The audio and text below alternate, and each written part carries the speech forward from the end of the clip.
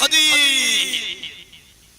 എല്ലാറ്റിനും കഴിവുള്ള റബ്ബ്, എല്ലാ രൂപത്തിലുള്ള കഴിവുകളും അവന്റെ അടിമക്കും കൊടുക്കാൻ കഴിവുള്ളവനാണ്. അപ്പോഴേ അവന്റെ കഴിവിന്റെ പരമാവധി പരിപൂർണതയാണ്. അല്ലെങ്കിൽ ആവില്ല. ഇത്രയും കഴിവുള്ളവന് ഏതെങ്കിലും ഒരു അടിമക്കോ വിചാരിച്ച പോലെ കൊടുക്കാൻ കയ്യാണ്ടെക്കുമ്പോ കൈ പറഞ്ഞു ആണ്ട്. അങ്ങനെയല്ലേ ഈ ഹാബിയുടെ ഒരു കാര്യം. പഠിച്ചോല്ലോ വിശ്വാസമല്ല.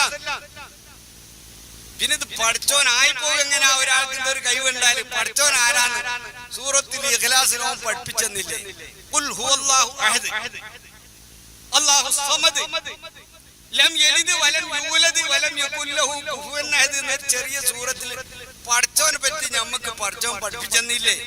ഇത് പഠിച്ചോൻ എങ്ങനാ? മുയ്യിദീൻ ശൈഖ് പഠിച്ചോനായി പോകുക, ദിഫായി ശൈഖ് എങ്ങനെ പഠിച്ചോനായി പോവുക?